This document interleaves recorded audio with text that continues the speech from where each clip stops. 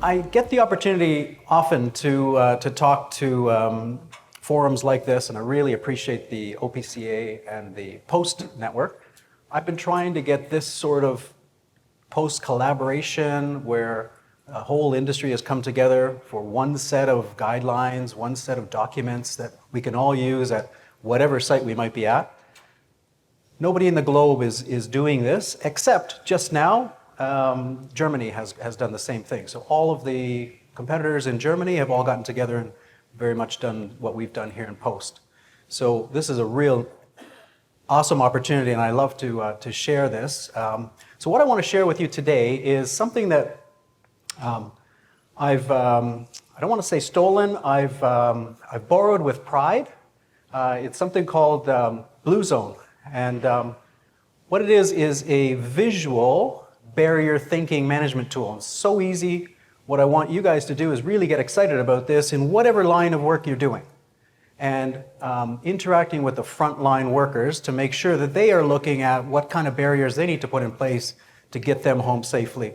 And it's about care, and it's about how do we empower them to actually look and see what kind of interesting work that they're doing, high-risk work, but focus really on the barriers that they need to put in place to keep them safe. So Blue Zone, let's not get hung up on what the color is, or I don't own this company. I don't give royalties to them. It's really just a way to look at things.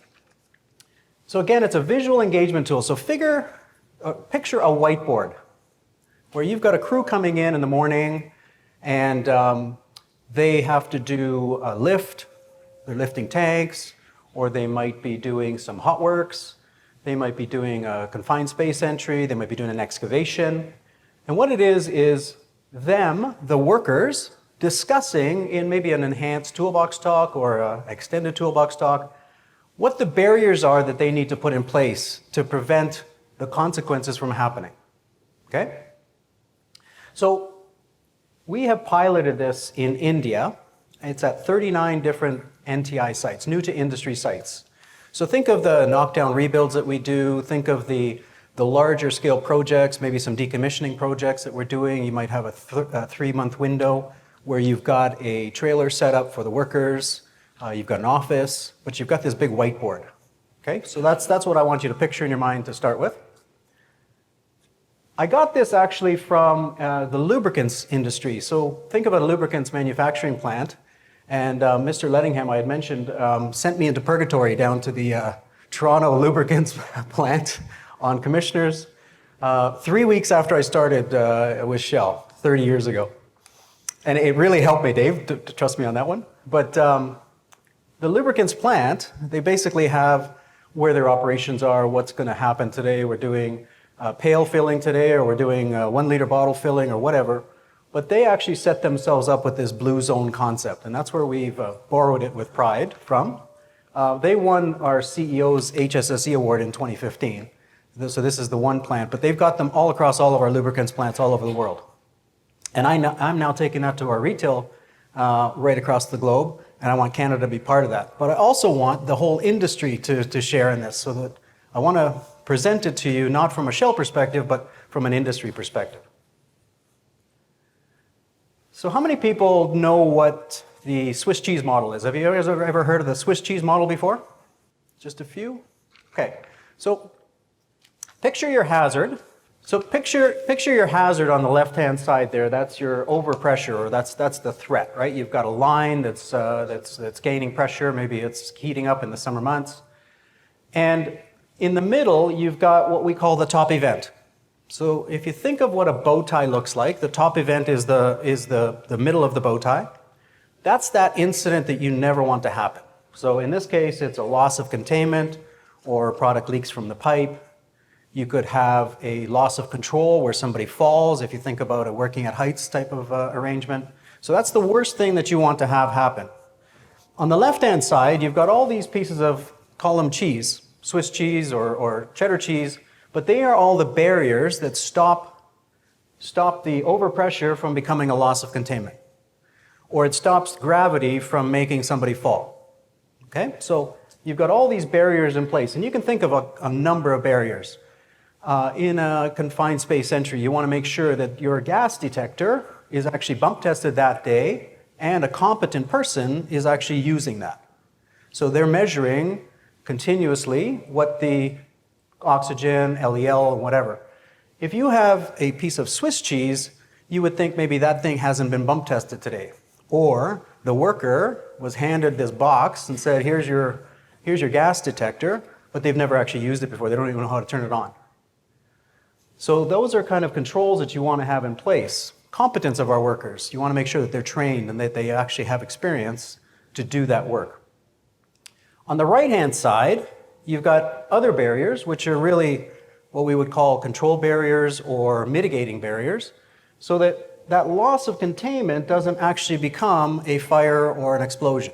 So it doesn't get out into the environment, or it doesn't get down to where people are cooking, where we've had several incidents like that, where our gasoline has flowed off of our site and actually ignited an area where people are having lunch.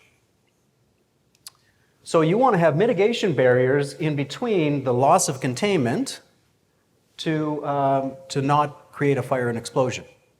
So think of things like your muster points, you've got fire extinguishers, you've got the donuts that you would put on top of the catch basins and whatnot, so that you're preventing anything from escaping and becoming worse. So what the blue zone is we use pictures. And if we think of the grand scheme of things in my global role, I need to have pictures where there could be workers that are migrant workers that come from another country that actually don't speak the language, or they don't read the written language. They might speak the language. So in Thailand, we have people from Laos or Cambodia coming. They can actually speak Thai, but they actually can't read it. So if you've got a bunch of signs in Thai language, they actually can't read it. So it's much better to have some real pictures so that you can put them on magnets and they can move them around this whiteboard or this blue zone to create what they need to show. So you've got consequence on that side, contact with product, or you've got a barrier about chronic unease. And I'll give you a good example. So here's a lion in a zoo. Probably this one's even better. So the hazard is the lion. But if the lion has just eaten a half a zebra, he's probably going to want to sleep, and you could probably walk right in front of him, and he's not going to want to eat you. But if you've got a hungry lion, now that's a real threat. Okay? So think of the hungry lion as a representation for fuel, our petroleum products. Think of it as maybe gravity, in a working at height situation, or lifting and hoisting. The top event, so that middle of the bow tie, is the lion escapes. So that's the worst thing that you want to see happen. And one of the consequences is the lions are now eating you. Okay? So think about, on the left side, you've got the hazard and the threat. In the middle, you've got the top event, which is the escape, or our product escapes, or we fall. And the consequence could be fatality, or permanent disability, or multiple people hurt, or multiple people killed. Some of the control barriers you would want to have, you definitely want to have some sort of cage, probably some electrified fence, so that if the lion tries to jump up on another lion or something like that and get over the fence, you want to have some higher barrier. And you want to have somebody watching the fence locations.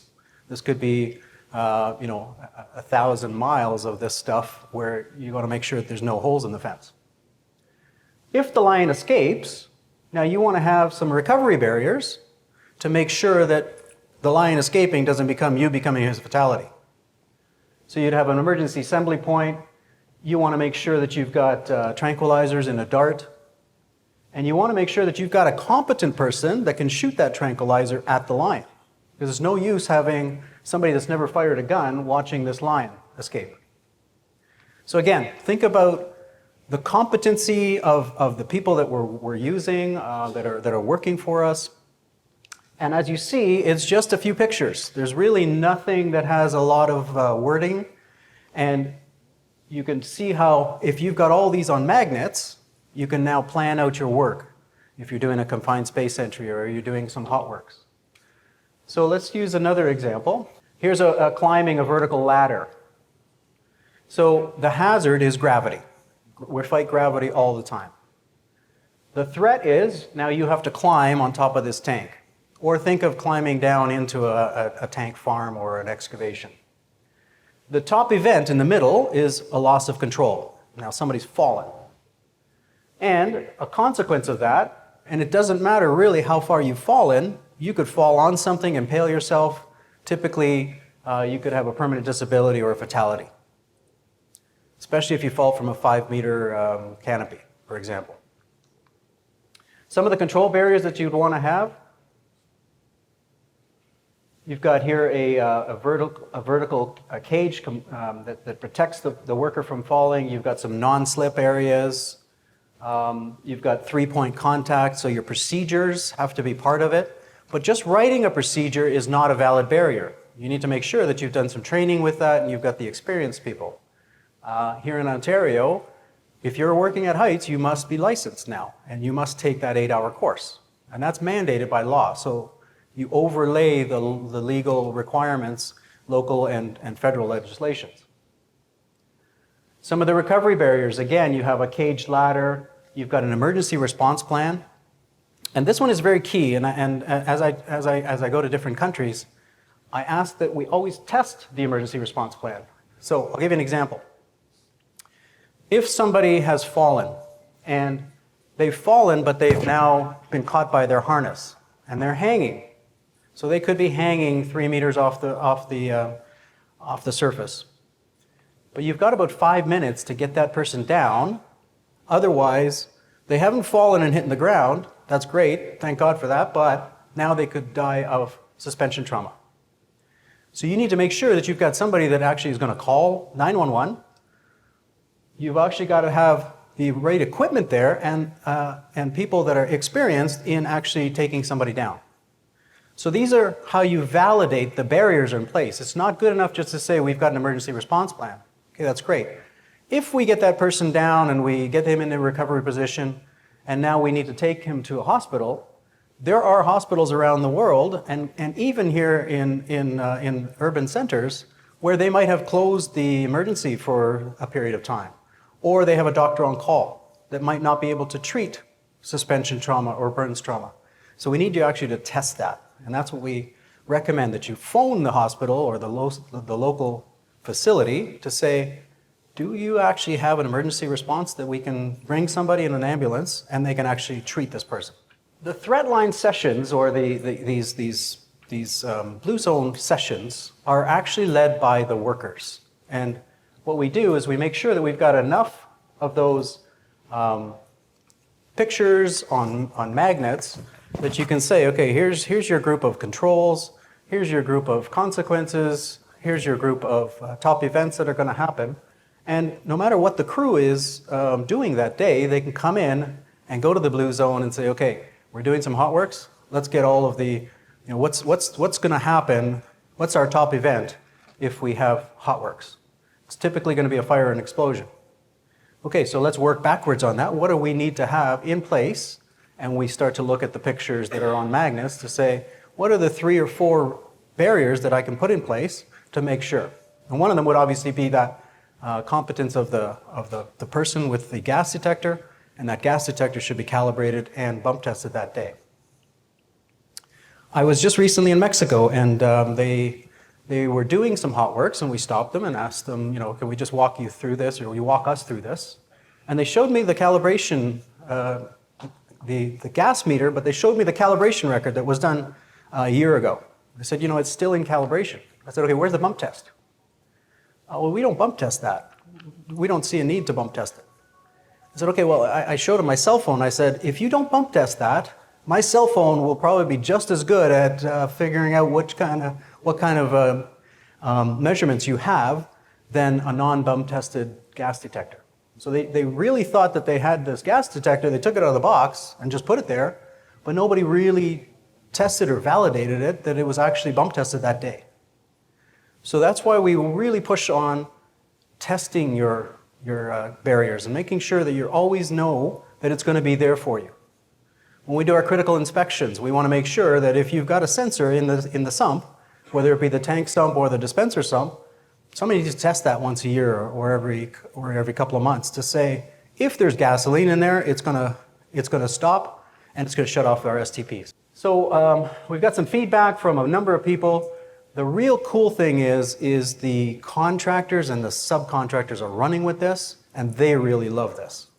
It's another way to interact with their frontline staff, beyond just training them in January and February when we're not really working outside, but it's really about they own it, they love to actually gamify this thing, or they love to actually play with the magnets, and it really gets them thinking about what those barriers are before something happens and what are the barriers after something happens. We've replicated it actually, and it's difficult to see there, but the left-hand side is Singapore. The middle is Philippines. Philippines do this cool thing. They call it my frontline idol. So in the Philippines, they really love to gamify things. So you remember the American Idol or the Canadian Idol? That they really do this kind of thing. So they've used this barrier thinking as sort of the last skill to test the finalists. So as they walk through some of the skill of barrier thinking, they use that to differentiate who is going to be the winner. And the right-hand side is Thailand. They use what we call a local contractor safety council that has all of our contractors in a room, much like we have here. So we want to scale this up, and Canada is part of our global rollout plan. So when we're going to be building sites or redeveloping sites at Shell, we're going to be using this blue zone. And I would encourage you, if you've got some interest in this, reach out to us, reach out to myself in general. But let's somehow get it into this market, because I live here, I went to school here. I want Canada to be part of the rollout. And I would like it beyond just contractors for Shell. I would like to be as part of the industry. What I want to do is run through a scenario with you, what we call a hazard recognition exercise. We found this on one of our audits. This is actually in Poland, but it can be in downtown Toronto, it could be in North Bay. It's the same sort of thing. What they're doing is, on the right-hand side, you'll see a crane there, but they wanted to lift a cherry picker from one side of the site to another side of the site. The documents said it was a 6-ton lift, but in fact, the cherry picker actually weighs 8 tons. So the planning really, they hadn't really thought it through, and they hadn't really sized the crane in the appropriate manner. But basically, we had a daily safe work permit, and we had a JSA for lifting 6 tons. You can interchange that with whatever you wanted to do. If you're lifting HVAC units or you're lifting tanks, how do we do that? If I use from our Scotford refinery, Scotford is just outside of Edmonton. It's a world-class refinery for Shell. But I used a lifting and hoisting bow tie. So you can see the bow tie shape. The middle is that top event that we never want to have happen. We have, on the left-hand side, we have 3 different hazards and the threat lines that basically take an unsafe system of work to a loss of control where you've dropped something. So think of a lifting and hoisting where you actually have a potential to drop this cherry picker or drop this tank. On the right-hand side, you have barriers to make sure that if we lose that control, that we actually don't cause any fatalities. So that's kind of the bow tie concept. And again, if you think about that Swiss cheese model, you want to have all those barriers on the left-hand side. You want to make sure that they're valid and they're tested. On the right-hand side, you can see you always want to have a person in charge of a lift to assess what control is under that load. And also, you want to have ERP, and you want to have that person in charge that actually raises the alarm. So they're going to assign somebody to go call 911, go and close the gates, whatever they've got to do. And you want to have an emergency response plan that actually transfers a person to the hospital or figures out who might be hurt and how do we get that person off. I just want to look at a couple of threat lines and just put it in perspective as to the controls that we as Post already have in place. So if we think about the first threat line as taking that hazard of unsafe system of work to becoming a loss of control, what can you think of that, and they're up there, what can you think of as controls that we already have in place and that those of you that do lifting and hoisting want to make sure before you actually start the lift, what are those controls that you want to check are valid for that day? Shout it out. Safe work permit. Yeah, absolutely. So you want to have that discussion with the whole crew. It's not good enough for somebody just to fill out that daily safe work permit in the truck, in the Tim Hortons on the way here. You want to have that discussion with the whole crew. What else? Sorry? An overall JSA, yeah. Checklist, critical checklist. Post developed a critical checklist for this reason. If you don't have it and you don't use it, shame on you. It's a good and valid way to check that all of the right controls are in place. Somebody should be checking the load weight, right? And whether or not you've sized the crane. That should be done on the checklist. Yeah, that's part of it, for sure. If I go back to that picture, we call them banksmen or, let's say, the people on the end of the rope that are kind of leading that around. You can see that if you had banks people there and people that are steering the load, as they're walking, you've got a real unsafe area where you've got junk piled all over the place. So your housekeeping is really part of that. So you want to make sure that if that person is walking along and making sure that tank doesn't move or doesn't rotate, that they're not tripping and falling themselves. So you need to actually look at the housekeeping side of things and make sure that there's a clear path for those banksmen. So you can see you've got a number of those barriers that we already have in place. So if you haven't filled out the JSA correctly or done the checklist, there's 2 failed barriers, and you can think about them as a piece of Swiss cheese. It's a barrier, but there's a hole through it, so that barrier is no longer valid. On the right-hand side, you can see that they're basically all the same, that you want to have a person in charge of that load that has already cordoned an area off.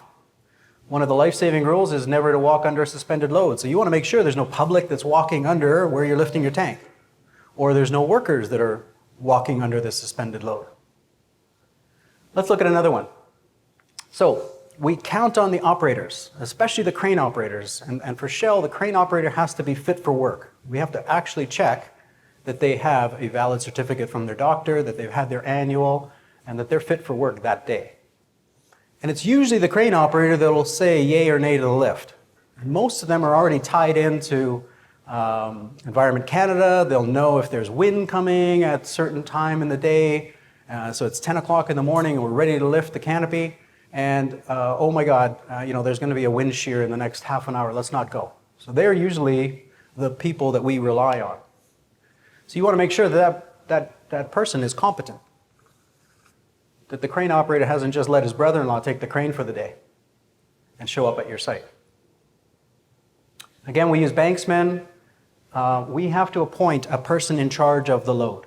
And again, that person needs to make sure that if there's a cordoned area off or not a cordoned area off, they need to be in charge of that load. We need to have one person that actually takes the responsibility to say, okay, now we're going to lift that tank.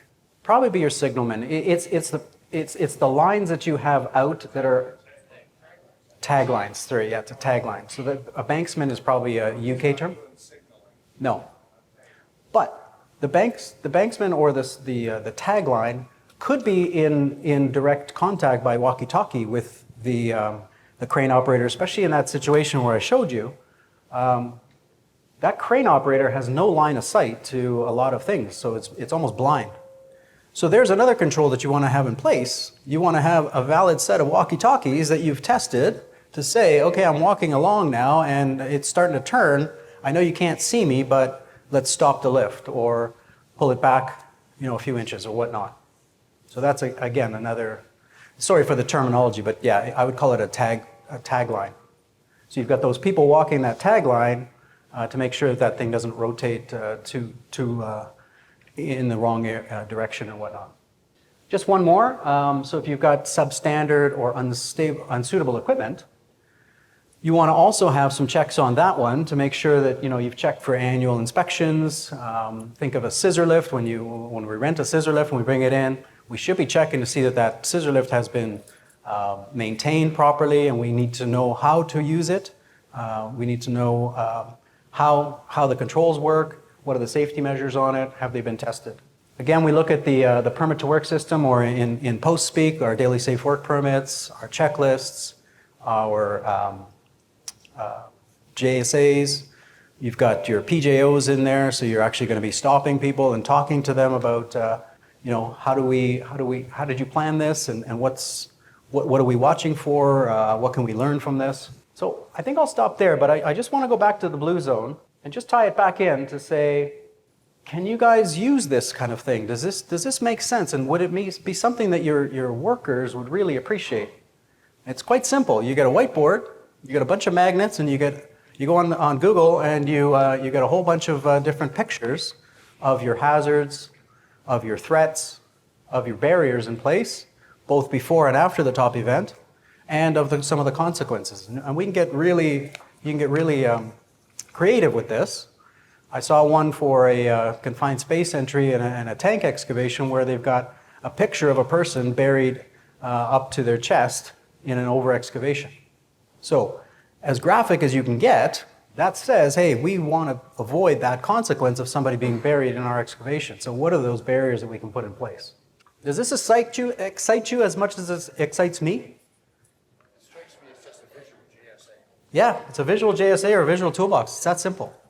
So it's as effective as a JSA, but are all of our JSAs effective? We probably all want to work on more effective JSAs, and maybe this is the visual way to do that. In shell speak globally, we call it JHA, but it's the same thing as a job hazard analysis. Same thing as the JSAs. But what we find is the quality of them is terrible. Everything is PPE. I said, okay, but you're doing hot work. Really, is PPE really that important? You should have some non-sparking tools. You should have FR clothing, all that kind of stuff. You need to have that. All right, well, I thank you for your participation. I really love this show of people here. There's probably 100 people in this room, which is fantastic. Really, really appreciate it being in front of you. Turn it back to you.